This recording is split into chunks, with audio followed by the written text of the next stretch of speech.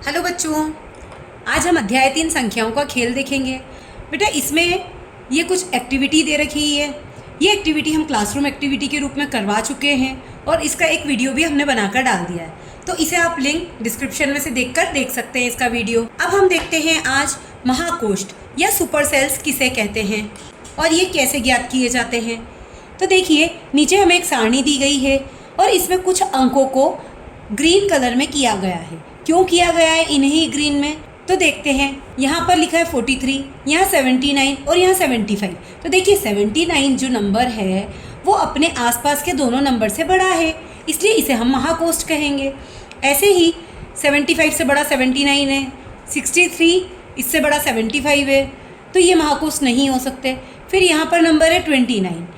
तो देखिए 29 अपने आसपास के दोनों नंबर जैसे कि 10 और 28 दोनों से बड़ा है, इसलिए ये भी एक महाकोष्ठ है। फिर यहाँ है 34 जो कॉर्नर पे होता है, उसके दूसरी साइड तो कोई नंबर है ही नहीं, इसलिए हम कॉर्नर वाले को ही महाकोष्ठ बोल देंगे अगर वो बड़ा है तो। ऐसे ही देखो यहाँ पर भी कुछ नंबर हैं, तो यहाँ पर इससे बड़ा ये है तो ये महाकोष्ठ नहीं हो सकता। अब यहाँ पर देखो ये जो नंबर है 626, इसके दोनों तरफ के नंबर छोटे हैं, इसलिए ये एक महाकोष्ठ है। ऐसे ही 790 भी एक महाकोष्ठ है क्योंकि दोनों तरफ के नंबर छोटे हैं। और ये जो नंबर है इससे बड़ा नंबर ये कॉर्नर वाला है, इसलिए ये भी एक महाकोष्ठ है। ऐसे हम महाकोष्ठों को ज्ञात कर सकते हैं। अब यहाँ हमें कुछ प्रश्न दिए गए हैं। यहाँ पर नीचे दी गई सारणी में महाकोष्ठ को रंगीन या चिन्हित कीजिए। तो देखिए ये जो नंबर है ये इसके पास वाले नंबर से बड़ा है, मतलब ये एक महाकोष्ठ है। फिर ये जो नंबर है इसके आसपास के दोनों नंबर से बड़ा है, इसलिए ये भी एक महाकोष्ठ है।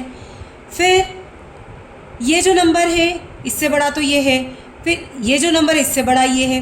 ये जो नंबर है इसके आसपास के दोनों नंबर छोटे हैं, मतलब ये बड़ा है, तो ये भी एक महाकोष्ठ है। तो ऐसे हमें ये 3 महाकोष्ठ प्राप्त हो रहे हैं। प्रश्न क्रमांक 2, नीचे दी गई सारणी को 4 अंकों वाली संख्याओं से इस प्रकार भरिए कि प्रत्येक रंगीन कोष्ठ ही महाकोष्ठ हो। तो देखिए हमें ये जो रंगीन कोष्ठ है इन्हें ही महाकोष्ठ बनाना है और अंक हमेशा 4 अंक वाली संख्याएं भरनी है इसमें। तो यहाँ पर हमें जो सारणी दी गई उसमें जो अंक दिया गया है हम उससे बड़ा अंक यहाँ लिख लेते हैं। जैसे यहाँ दिया गया 5346, तो हमने यहाँ लिख दिया 9347, तो ये बड़ा अंक हो गया। और इससे छोटा अंक, और ये भी एक महाकोष्ठ है, मतलब इससे भी छोटा अंक यहाँ लिखना रहेगा। ये अंक जो है वो इससे भी छोटा होना चाहिए और इससे भी छोटा होना चाहिए, तो ये ज़्यादा छोटा है इसलिए हमने इससे छोटा अंक यहाँ लिख दिया है। फिर ये जो अंक है उसी से छोटा अंक यहाँ पर भी लिखना पड़ेगा क्योंकि इसे हमें महाकोष्ठ बनाना है। फिर एक महाकोष्ठ हमें ये दिया गया है, तो ये जो अंक दिया गया है उससे बड़ा अंक हमें यहाँ लिखना पड़ेगा। प्रश्न क्रमांक 3, नीचे दी गई सारणी को इस प्रकार भरिए कि हमें अधिक से अधिक महाकोष्ठ प्राप्त हो बिना दोहराए 100 से 1000 के बीच की संख्याओं का उपयोग कीजिए। तो हमें यहाँ 100 से लेकर 1000 तक की संख्याओं का उपयोग करना है, उन्हें दोहराना नहीं है, मतलब डबल से यूज़ नहीं करना है, एक ही बार एक अंक का उपयोग होगा और हमें अधिक से अधिक महाकोष्ठ बनाने हैं।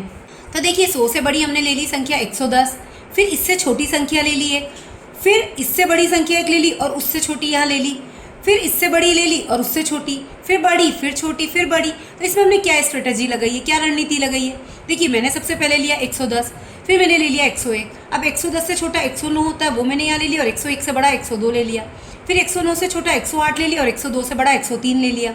108 से छोटा 107 ले लिया और 103 से बड़ा 104 ले लिया।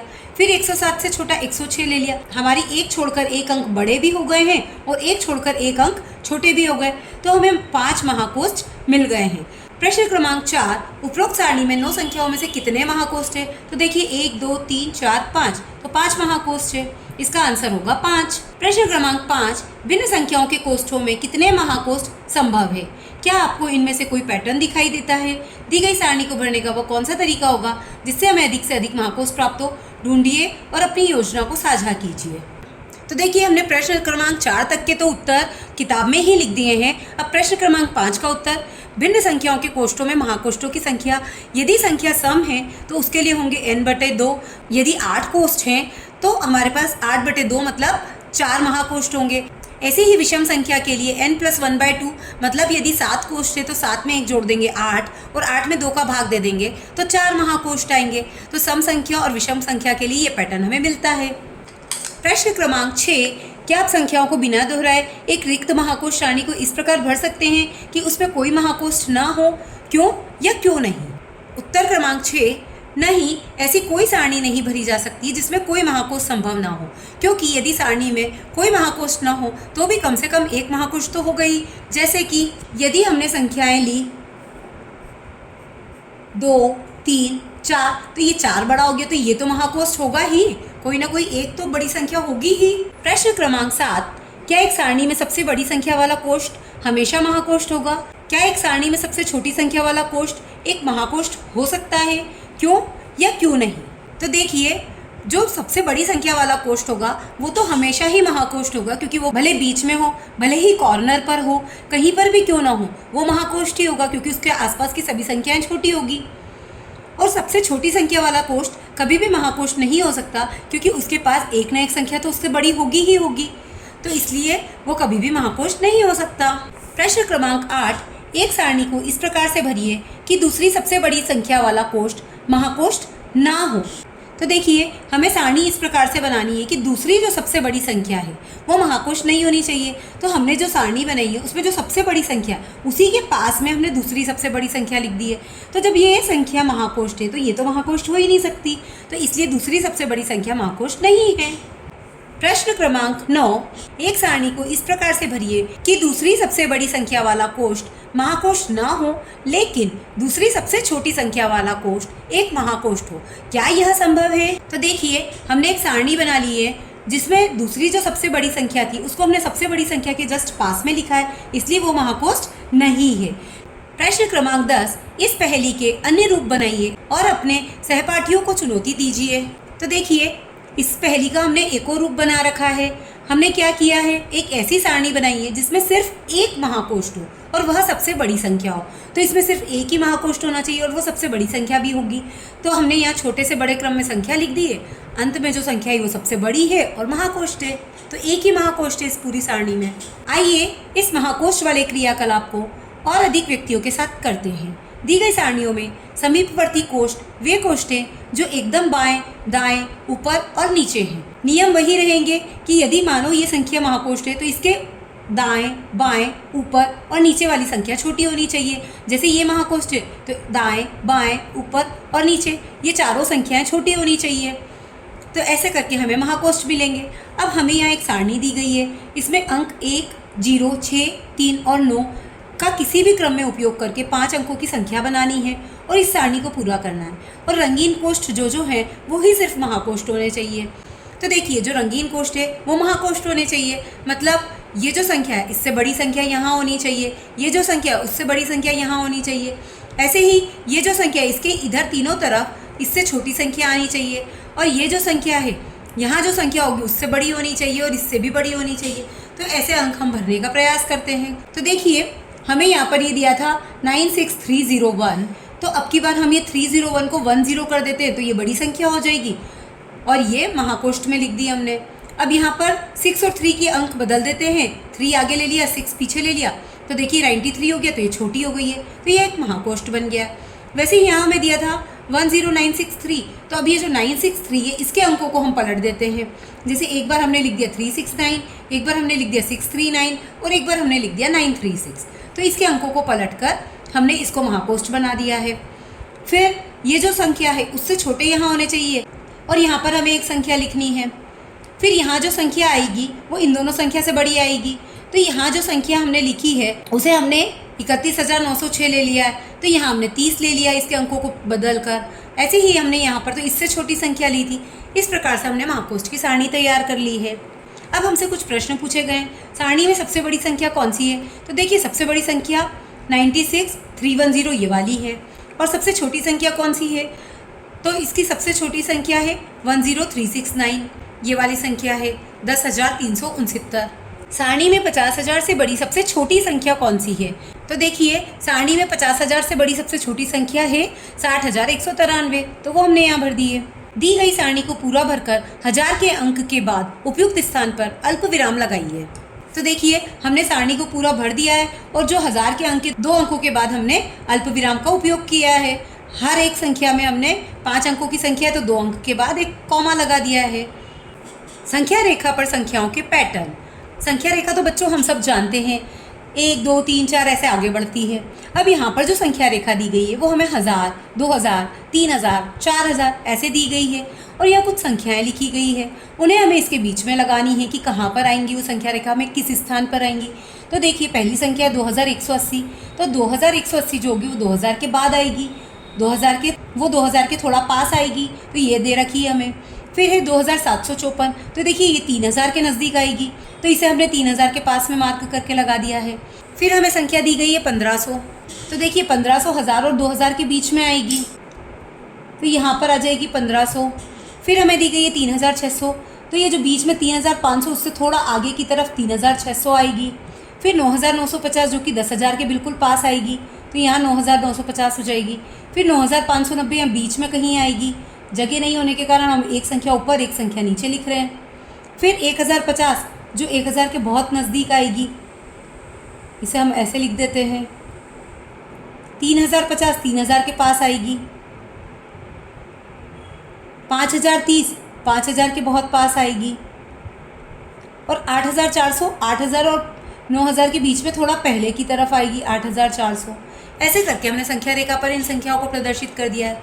आइए पता लगाएं, नीचे दी गई संख्या रेखा पर चिन्हित संख्या को पहचान कर नीचे दिए गए संख्या अनुक्रमों को पूरा कीजिए। तो देखिए हमें क्या दिया है, 2010 और फिर एक स्थान खाली छोड़ के 2020 दिया है। तो 10 और 20 के बीच में क्या आता है, 15, तो हम यहाँ लिख देंगे 2015। तो देखिए 2010 के बाद 2015, 2020 के बाद 2025, 2030, 2035 और ऐसे ही पहले लिखने के लिए 10 के पहले आता है 5, 5 के पहले 2000, 2000 के पहले 1995। इस ढंग से हम संख्या रेखा को पूरा कर लेंगे। ऐसे ही हमने अन्य संख्या रेखाओं को भी पूरा कर लिया है। जैसे ये 9996 था, ये 9997, तो 9998 होगा और इसके पहले 9995 होगा।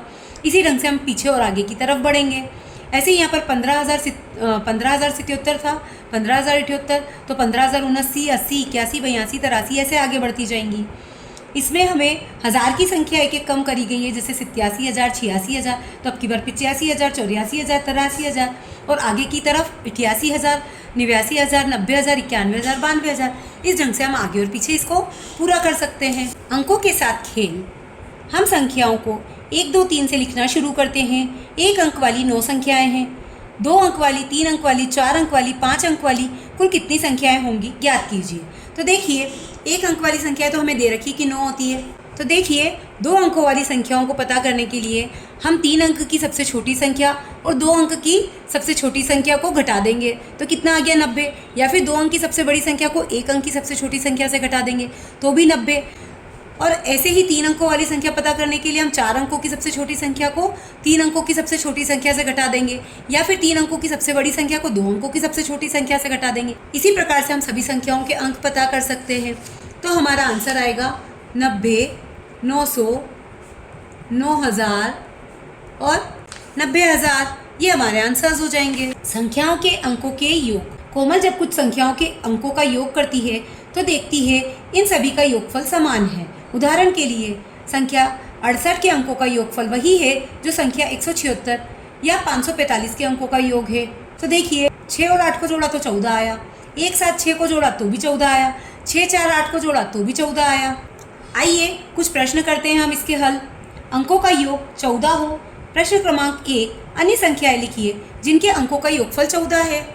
तो देखिए ऐसी अन्य संख्याएं कौन सी होगी जिनके अंकों का योगफल 14 होगा, तो वो स्टार्ट होगी 59 से, क्योंकि इसके पहले की कोई सी भी संख्या लेंगे तो उसके अंकों का योगफल 14 नहीं आएगा। जैसे 5 में 9 को जोड़ेंगे तब 14 आएगा, 6 में 8 को जोड़ेंगे तो भी 14 आएगा, 7 में 7 को जोड़ेंगे तो भी 14 आएगा, 8 में 6 को जोड़ने पर 14 आएगा और 9 में 5 को जोड़ने पर 14 आएगा। और ये सबसे बड़ी संख्या होगी क्योंकि इसके बाद की कोई ऐसी संख्या नहीं होगी जिसके अंकों का योगफल 14 होगा।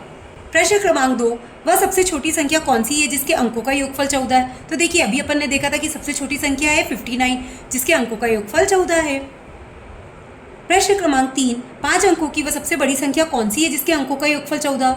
तो देखिए अभी हमने देखा था कि 95 जो संख्या है वही सबसे बड़ी संख्या है जिसके अंकों का योगफल 14 है। तो हमको 5 अंकों की संख्या बनानी है तो हम क्या करेंगे, 95 लिख देंगे और उसके आगे 3 जीरो लगा देंगे, तो ये हमारी 5 अंकों की संख्या बन जाएगी। प्रश्न क्रमांक 4, वह बड़ी से बड़ी कौन सी संख्या बनाई जा सकती है जिसके अंकों का योगफल 14 है। क्या आप इससे बड़ी संख्या बना सकते हैं? तो देखिए, अभी हमने देखा था कि सबसे बड़ी संख्या कौन सी है, 95 है, जिसके अंकों का योगफल 14 है। तो अगर हम 95 में 0 बढ़ाते जाएं तो वो संख्या बनती जाएगी और वो बड़ी से बड़ी होती जाएगी। यदि हम कोई सी भी संख्या लिखते हैं तो उसके आगे एक 0 और बढ़ाकर उसे और बड़ा कर सकते हैं। तो हम ऐसी कोई बड़ी से बड़ी संख्या नहीं लिख सकते हैं जिसके अंकों का योगफल 14 हो, क्योंकि सपोज हमने ये संख्या बनाई तो इसी के आगे एक 0 और लगाकर एक और बड़ी संख्या बनाई जा सकती है, फिर उसके आगे एक और शून्य बढ़ाया जा सकता है। ऐसे हम इसको लगातार करते ही जा सकते हैं कि 0 बढ़ाते जाएं और संख्या को बड़ी करते जाएं। प्रश्न क्रमांक 2, 40 से 70 तक की सभी संख्याओं के अंकों का योगफल ज्ञात कीजिए। अपने अवलोकन को कक्षा के साथ साझा कीजिए। तो देखिए, 40 से 70 तक की सभी संख्याओं के अंकों का योगफल हमें ज्ञात करना था। तो हमने क्या किया, 40 से सारी संख्याएं लिख ली और इनके अंकों को जोड़ जोड़ कर आपस में लिख लिया। और इनके अंकों को जब जोड़ा तो देखिए 4 और 0 4, 4 और 1 5, ऐसे करके हम जोड़ते हुए इसको आगे बढ़े। तो इसका जो पैटर्न आ रहा है वो ध्यान से देखेंगे। 4 5 6 7 8 9 10 11 12 13, 49 पर 13 पर ख़त्म हो गई ये संख्या। फिर 50 आया तो जो हमारी 4 से शुरू हो रही थी वो 5 से शुरू होने लगी। फिर 5 6 7 8 9 10 11 12 13 और एक आगे बढ़कर 14 पर पहुंच गए। इसीलिए हम कह सकते हैं कि 59 ऐसी सबसे छोटी संख्या है जिसके अंकों का योगफल 14 है। अब ऐसे ही जब हम 60 लेंगे तो हमारे अंकों का योगफल हो जाएगा 6 और ये आगे बढ़ता जाएगा। अब की बार इनके अंकों का योगफल 15 तक पहुंच जाएगा। तो देखिए, ये अंकों का योगफल 15 तक चला गया है। अब इससे हमने क्या अवलोकन किया, इससे हमने ये अवलोकन किया कि 40 से 49 तक के अंकों का योगफल 4 से 13 तक है, फिर 50 से 49 तक के अंकों का योगफल 5 से 14 तक है और 60 से 69 तक के अंकों का योगफल 6 से 15 तक है। और इसी प्रकार ये क्रम आगे बढ़ता जाएगा। प्रश्न क्रमांक 3, 3 अंकों की उन संख्याओं का योगफल ज्ञात कीजिए जिनके अंक क्रमागत मतलब कि लाइन से लिखे हुए हों, जैसे कि 3 4 5। तो क्या आप उनमें से एक पैटर्न देखते हैं? क्या ये पैटर्न जारी रहेगा? तो देखिए, हमने संख्याएं ले ली, 1 से शुरू की 1 2 3, फिर 2 से शुरू करी 2 3 4, फिर 3 4 5, 4 5 6, 5 6 7, 6 7 8 और 7 8 9। अब 8 के बाद हम नहीं ले सकते क्योंकि 8 9 के बाद अंक खत्म हो जाता है, 0 आ जाता है, तो ये क्रमागत नहीं होगा। अब इनके अंकों को जोड़ेंगे तो देखिए, इनके अंकों को जोड़ने पर क्या आता है, पहले आएगा 6, फिर 9, फिर 12, 15, 18, 21 और 24। तो ये जो पैटर्न बन रहा है वो कैसे बन रहा है, ये एक संख्या में दूसरी संख्या का गुणा करने पर बन रहा है। जैसे 3 में 2 का गुणा करने पर, 3 में 3 का गुणा, 3 में 4 का गुणा और 3 में 5 का, 3 में 6 का, 3 में 7 का और 3 में 8 का गुणा। ऐसे करके ये पैटर्न आगे बढ़ रहा है और ये पैटर्न 789 के बाद आगे जारी नहीं किया जा सकता है।